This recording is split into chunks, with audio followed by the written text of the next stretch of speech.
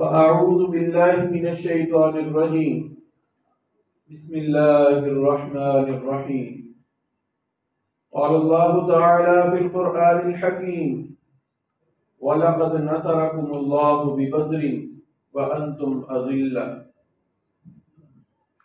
ہر قسم کی حمد و ثنا، کبریائی، بڑائی اللہ وحدہ لا شریک کی ذات کے لیے، جو اکیلا ہی اس کائنات کا خالق و مالک ہے۔ لاکھوں کروڑوں درود و سلام سید الاولین، امام الانبیاء، فخر الانبیاء، سرتاج رسول جناب محمد الرسول اللہ صلی اللہ علیہ وسلم کی ذات اقدس پر۔ اللہ رب العزت نے انسان کی زندگی میں کچھ ایسے لمحات رکھے ہوتے ہیں جو ہمیشہ اس کو یاد رکھتے ہیں۔ کچھ لمحات خوشی کے ہیں اور کچھ لمحات پریشانی اور غمگینی کے ہیں۔ انسان زندگی میں پہلی مرتبہ حج یا عمرے پر جائے، اس کو وہ تاریخ یاد رکھتی ہے۔ انسان کو اللہ رب العزت اولاد سے نوازے، اس کو وہ بیٹے کی پیدائش کی تاریخ یاد رکھتی ہے۔ انسان کو کئی مشکلات کے بعد پہلی دفعہ جب سیلری تنخواہ ملتی ہے، اس کو وہ دن یاد رکھتا ہے۔ انسان کو بہت سی مشقتوں کے بعد، بہت سی پریشانیوں کے بعد کوئی کامیابی مل جائے، اس کو وہ دن بھی یاد رکھتا ہے۔ بھی اسی طرح اللہ رب العزت نے دین اسلام کو، آپ علیہ السلام کو، آپ کے عظیم صحابہ کو 14 سال آزمانے کے بعد، 14 سال پریشانیوں میں گزارنے کے بعد، آزمائشوں میں گزارنے کے بعد، ایسی آزمائشیں کہ سیدنا بلال رضی اللہ تعالیٰ عنہ کو صرف اس بات پر تپتی ہوئی صحرا میں لٹایا جاتا، گھسیٹا جاتا، پتھر آپ کے اوپر رکھے جاتے کہ آپ صرف اسلام کا نام لیتے۔ سیدہ صفیہ رضی اللہ عنہا اور دیگر صحابیات کو اس قدر شدید ان کو اوپر نقصان پہنچایا جاتا کہ 2 اونٹ لائے گئے، ایک اونٹ سے آپ کی ایک ٹانگ کو باندھا گیا، دوسرے اونٹ سے دوسری ٹانگ کو باندھا گیا۔ صرف کلمہ پڑھنے پر دونوں اونٹ مخالف سمت میں چلا دیے گئے، آپ کے جسم کے 2 حصے ہو گئے۔ اتنی مشکلات کے بعد آپ علیہ السلام کو اللہ رب العزت نے مدینہ میں آ جانے کے بعد دوسرے سال 17 رمضان المبارک کو جمعے کے دن اللہ رب العزت نے بدر کے مقام پر مسلمانوں کو پہلی فتح عطا فرمائی۔ وہ عظیم جنگ جس کا سبب یہ بنا کہ آپ علیہ السلام نے 13 سال نبوت کے مکہ میں گزارے، شدید پریشانی میں، مشکلات کے اندر گزارے۔ جب بات نہ بنی، اللہ رب العزت نے آپ کو مدینہ ہجرت کا حکم دیا کہ شاید مدینہ چلے جانے کے بعد یہ لوگ آپ کو تنگ نہ کریں، لیکن مکہ والے پھر بھی برداشت نہ کر سکے، پھر بھی باز نہ آئے۔ مدینہ آ جانے کے بعد بھی مسلمانوں کو طرح طرح کی اذیتیں دینا، مدینہ میں آ کر کے مسلمانوں کا مال اپنے قبضے میں کرنا اور دھمکیاں دینا کہ آپ کا نام و نشان دنیا سے ختم کر دیں گے، آپ کو اذیتوں میں مبتلا کریں گے۔ پھر ایک قافلہ مشرکین مکہ کا اس غرض سے شام میں جاتا ہے کہ تجارت کریں گے، منافع حاصل کریں گے، پھر اس مال کے ساتھ مسلمانوں کے خلاف جہاد کریں گے۔ اللہ رب العزت نے آپ علیہ السلام کو حکم دیا، اے میرے صحابہ، مدینہ سے نکل کر بدر کے مقام پر پہنچ جائیں۔ وہ راستے میں مکہ والوں نے شام سے واپس یہاں سے گزرنا ہے، سامان ان کے پاس اس قدر زیادہ ہے، مورخین لکھتے ہیں 1000 اونٹ ہیں، 260 کلو سونا ان کے پاس ہے، اتنی مالیت ان کے پاس ہے۔ فرمایا ان کے قافلے کو روک لیں، ان کے اوپر حملہ کریں، قافلے کا سامان لوٹ کر اپنے پاس واپس مدینہ میں آ جائیں۔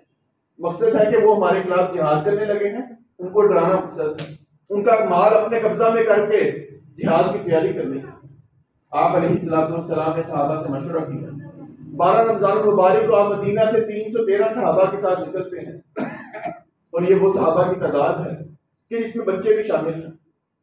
سیدنا سعد رضی اللہ تعالیٰ عنہ کے بھائی عمیر بن ابی وقاص قافلے کے اندر چھپ رہے ہیں۔ اپنے بھائی نے پوچھا، آج چھپ کیوں رہے ہو؟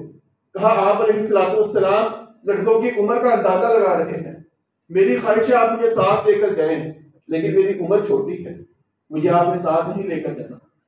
آپ علیہ السلام کی نظر پڑی، کہا عمیر تم چھوٹے ہو، تم نے ہمارے ساتھ نہیں جانا۔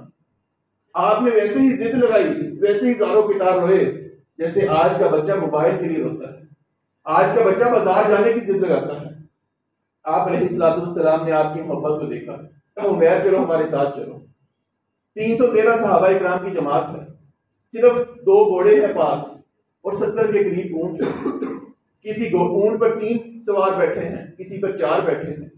آپ مدینہ سے بدر کے مقام پر جا رہے ہیں، مقصد صرف قافلے کو روکنا ہے۔ وہاں سے ابو سفیان جو قافلے کا لیڈر ہے، اس کو پتہ لگا ہمارے قافلے کے اوپر حملہ ہونے لگا۔ اس نے وہاں سے فوجیں بھیجی مکہ ابو جہل کے پاس کہ ہمارے قافلے کو روکا جا رہا ہے، فوراً نفری لے کر جنگ کے لیے مدینہ کی طرف آ جاؤ، بدر کے مقام پر پہنچو، وہاں پر جنگ کرنی ہے۔ اور یہاں پر آپ علیہ السلام کی ایک پھوپھی جن کا نام عاتکہ تھا، ان کو ایک خواب آیا۔ وہ دیکھتی ہے مکہ کے اندر ایک نوجوان آتا ہے، سواری سے اترتا ہے، چیخو پکار کرتا ہے اور لوگوں کو آواز دیتا ہے کہ 3 دنوں کے اندر اندر اپنے مرنے کی جگہ پر پہنچ جاؤ۔ انہوں نے اپنا خواب بیان کیا، ابو جہل نے مذاق اڑایا کہ یہ کیسا خواب بیان کرتے۔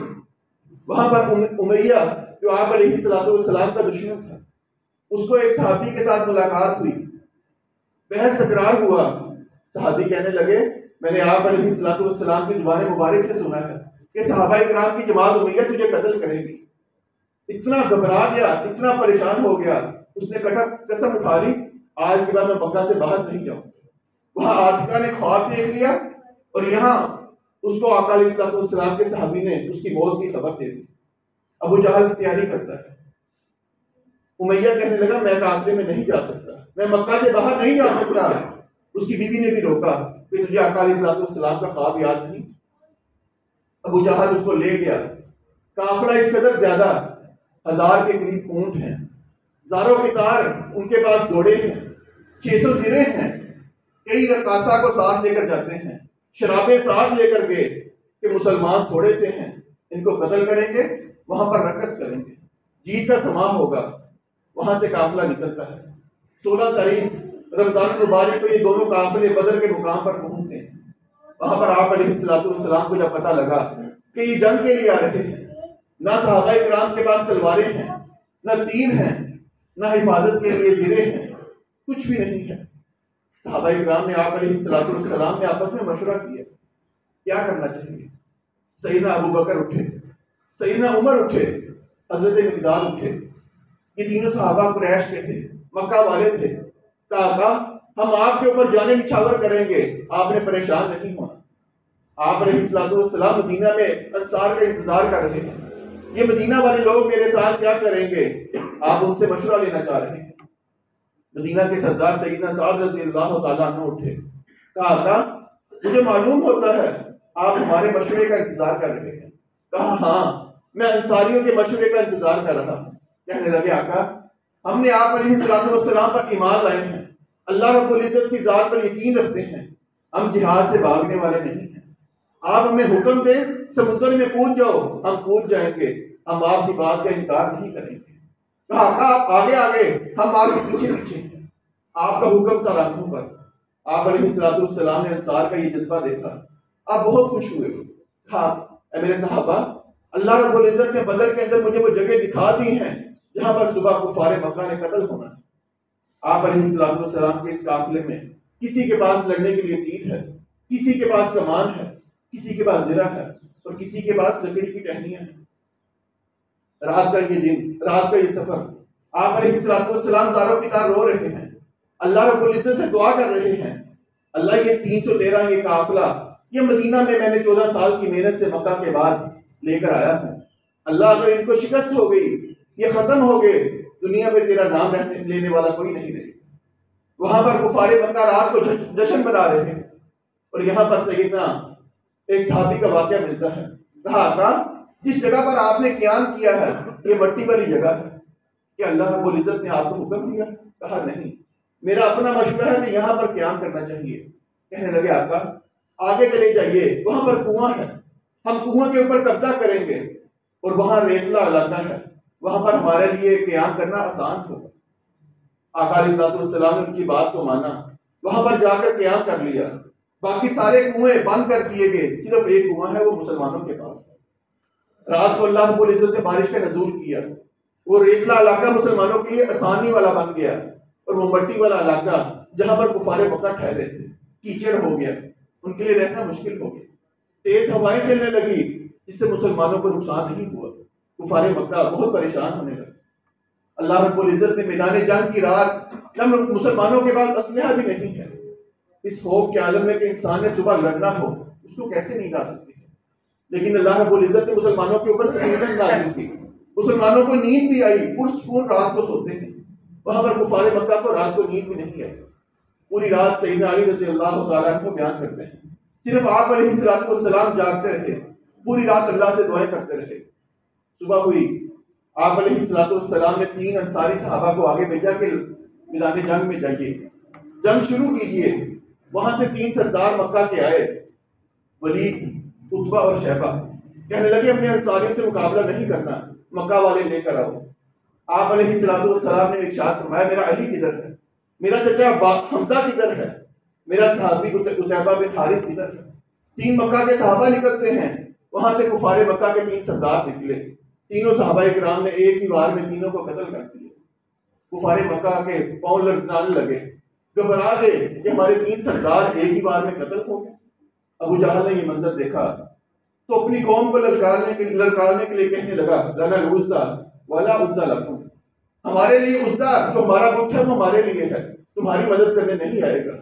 آپ علیہ السلام نے آگے سے جواب دیا اللہ مولانا ولا مولا لکم، ہمارا مددگار، ہمارا ساتھی اللہ رب العزت کی ذات ہے، وہ تمہاری مدد نہیں کرے گا۔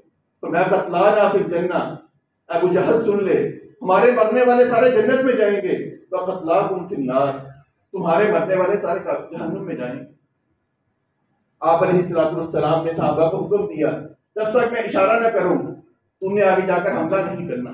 دفاعی حکمت عملی اختیار کی، کفار کے حملوں کو روکنے لگے۔ وہاں سے آپ علیہ السلام کو میدان جہاد جنگ کے اندر آ جاتے ہیں، دعا کی، مٹی کے 3 مٹھیاں اٹھائی، کافروں کی طرف پھینکتے ہیں اور دعا کی اللہ ان کے چہروں کو بدل دے، ان کے دل میں ہمارا خوف پیدا کر دے، ان کو شکست تو ان سے 2 چار کر دے۔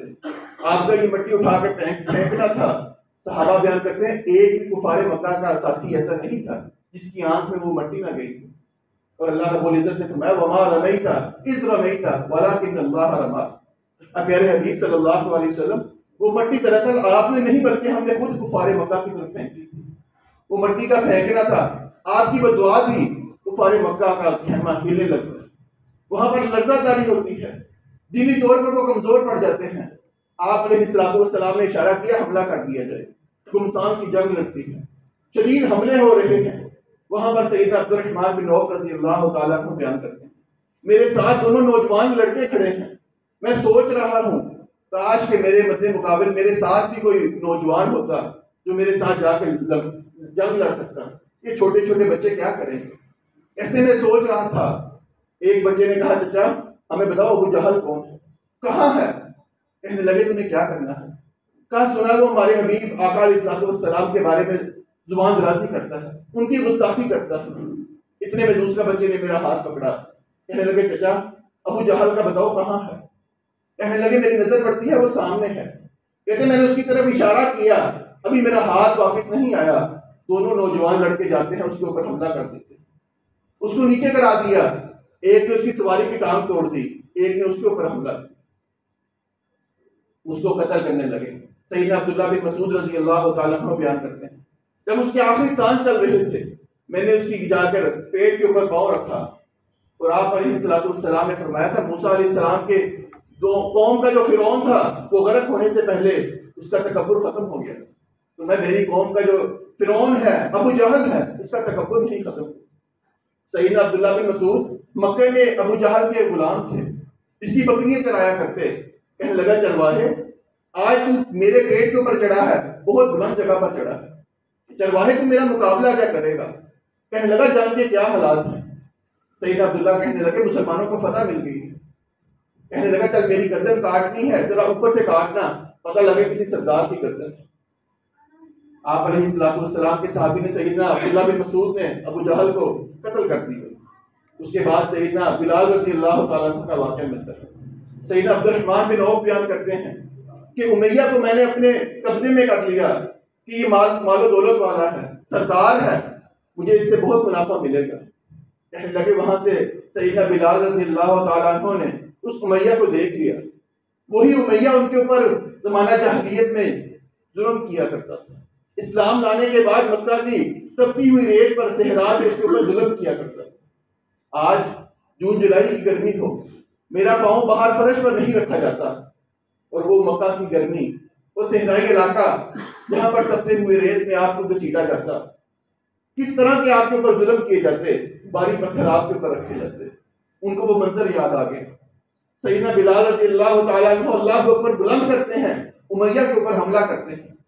عبد الرحمن بن عوف کہنے لگے بلال یہ میری امان میں ہے، اس کو کچھ نہ کہ، اس کے اوپر اس کو حفاظت کے لیے اس کے اوپر بیٹھ جاتے ہیں۔ لیکن سیدنا بلال رضی اللہ تعالیٰ عنہ اس کو تلواریں مار مار کر زخمی کر دیا، حتیٰ کہ اس کو جہنم واصل کر دیتے ہیں۔ آپ علیہ السلام کے ایک صحابی سیدنا عمیر رضی اللہ تعالیٰ عنہ، آقا علیہ السلام جنگ کے دوران کہتے ہیں وَسَارِعُوا إِلَىٰ مَغْفِرَةٍ مِّن رَبِّكُمْ، اللہ رب العزت کی مغفرت کی طرف جلدی کرو، اس جنت کی طرف جلدی کرو جس کی اللہ رب العزت نے بہت سی تعریفات بیان کی۔ سیدنا عمیر رضی اللہ تعالیٰ عنہ کہنے لگے اللہ آقا کیا واقعتاً جنت اتنی خوبصورت ہے؟ آقا علیہ السلام نے کہا ہاں۔ کہنے لگے بہت خوب بہت خوب۔ تھوڑی سی کھجوریں نکالی، کھجوریں کھانے لگے، پھر سوچتے ہیں کہ میں کھجوریں کھاتا رہ گیا کہیں جنت سے نہ رہ جاؤں، کھجوریں وہیں پھینکی، دشمن کے خیمے کے اندر جاتے ہیں، زاروں کی تار لڑتے ہیں، حتیٰ کہ جامع شہادت نوش کر دیتے ہیں۔ اللہ رب العزت نے آپ کو شہادت سے ہمکنار کیا۔ اس کے بعد آقا علیہ السلام نے بہت سے صحابہ کرام کو دیکھا کہ جو لڑ رہے تھے، ان میں سے ایک صحابی سیدنا عکاشہ رضی اللہ تعالیٰ عنہ، آپ لڑ رہے تھے، آپ کی تلوار ٹوٹ جاتی ہے، بھاگتے ہوئے آقا علیہ السلام کے پاس آئے، آقا میرے پاس تلوار نہیں رہی، آپ کے پاس لکڑی کی ایک ٹہنی پڑی ہے، کہا اس کو اٹھا لو۔ آپ علیہ السلام نے دعا کی، وہ لکڑی کی ٹہنی ان کو دے دی۔ سیدنا عکاشہ بیان کرتے ہیں میں نے اس کو ہاتھ میں پکڑا، وہ چمکتی ہوئی تلوار بن گئی، میں اسے لڑنے لگا، حتیٰ کہ آخری لمحات تک، وہ کئی سال بعد بھی زندہ رہے۔ کہنے لگے وہ ٹہنی جو اللہ رب العزت کے پیارے حبیب صلی اللہ علیہ وسلم نے مجھے دی تھی، چمکتی ہوئی تلوار بن گئی، وہ میرے پاس رہی، ہر جنگ میں اس کو لے کر جاتے، اور آپ اس کے ساتھ کفار کیسے مقابلہ کرتے ہیں۔ آقا علیہ السلام کو بہت سی مال و غنیمت سے نوازا گیا۔ جب یہ بدر کا مقام مکمل ہوا، جنگ مکمل ہوئی، آپ علیہ السلام نے دیکھا 24 سردار جو مکہ کے تھے، جن کو اللہ رب العزت نے اس دن مار دیا، آپ نے حکم دیا کہ بدر کا کنواں ہے، اس کے اندر سب کی لاشوں کو پھینکا جائے۔ اس قدر اذیتناک موت کہ مکہ والے ان کی لاشیں بھی واپس نہیں لا کے جا سکے، وہیں پر لاشیں پڑی۔ آپ علیہ السلام نے کنویں میں لاشوں کو پھینکا، آپ ان سے خطاب کرنے لگے، اے مکہ کے سردار، اے فلاں فلاں سردار، کیا تجھے بات اچھی لگتی ہے کہ اللہ رب العزت کی ذات پر ایمان لائے ہوتے؟ کیا میری بات کو مانا ہوتا؟ اللہ نے جو ہم سے وعدے کیے تھے سارے وعدے پورے کر دیے، اب بتاؤ کہ تم نے اپنے وعدے جو اللہ نے تمہارے ساتھ کیے تھے پورے ہو گئے؟ سیدنا عمر رضی اللہ تعالیٰ عنہ تعجب کا اظہار کیا، آقا کیا یہ آپ کی بات سن رہے ہیں؟ تو میں بالکل اللہ رب العزت ان کو ویسے ہی سنا رہا ہے جیسے تم میری بات سن رہے ہو، لیکن یہ جواب نہیں دے سکتے۔ آقا علیہ السلام نے 3 دن تک بدر کے موقع پر قیام کیا، کیونکہ آپ علیہ السلام جہاں پہ جنگ پہ جاتے فتح بھی مل جاتی، 3 دن تک قیام کرتے۔ تیسرے دن آپ علیہ السلام نے قیدیوں کو ساتھ لیا، مدینہ میں آ جاتے ہیں، اور یہ جنگ تو ایسی تھی کہ سیدنا عمر رضی اللہ تعالیٰ عنہ جیسے جلیل القدر صحابی اپنے ماموں کو قتل کرتے ہیں۔ کئی صحابہ کرام نے اپنے بچوں کو قتل کیا جو کفار مکہ کی طرف سے لڑنے آئے تھے، ایک نے اپنے باپ کا سر اتار دیا۔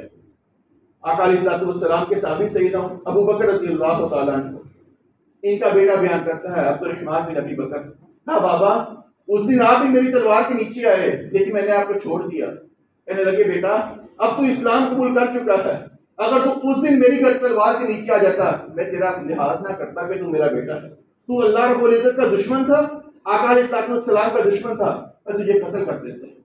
آپ مدینہ میں آتے ہیں، آپ کے چچا عباس بھی آپ کے قیدی بن کر آتے ہیں، رات کا وقت ہے، قیدیوں کو زنجیروں کے اندر باندھ دیا گیا ہے، وہاں پر آقا علیہ السلام آرام کرتے ہیں، آقا علیہ السلام سو نہیں پا رہے، بے چین طبیعت ہے، صحابہ نے دیکھا کیا وجہ ہے، کہا وہاں پر میرا چچا عباس اس کو جو زنجیروں کے ساتھ بندھا گیا ہے، اس کی آہو پکار مجھے سونے نہیں دے رہی، جاؤ اس کی جا کے زنجیریں ہلکی کر دو، وہ میرا چچا ہے۔ صبح ہوئی، آقا علیہ السلام نے صحابہ سے مشورہ کیا کہ آج ان کو آزاد کیا جائے، قتل کیا جائے یا ان سے فدیہ لیا جائے۔ سیدنا ابوبکر کہنے لگے آقا مسلمانوں کے مالی حالات کمزور ہیں، ان سے فدیہ لے کر ان کو آزاد کر دیتے ہیں، مسلمان مضبوط ہو جائیں گے۔ سیدنا عمر کہنے لگے آقا نہیں، میرے قیدی جو میرے خاندان کے لوگ ہیں مجھے دیے جائیں، ابو بکر کے خاندان کے لوگ ابو بکر کو دیے جائیں، علی کے خاندان کے لوگ ان کو دیے جائیں، ہم سارے اپنے خاندانوں کے لوگوں کو قتل کرتے ہیں، یہ اللہ کے دشمن ہیں۔ آقا علیہ السلام نے سیدنا ابو بکر کی بات کو مانا، فدیہ لے کر ان کو آزاد کرنے کی تجویز آ گئی۔ اپنے چچا کے پاس آئے، کہا عباس چچا آپ اپنا مال دیجیے، ہم آپ کو آزاد کرتے ہیں۔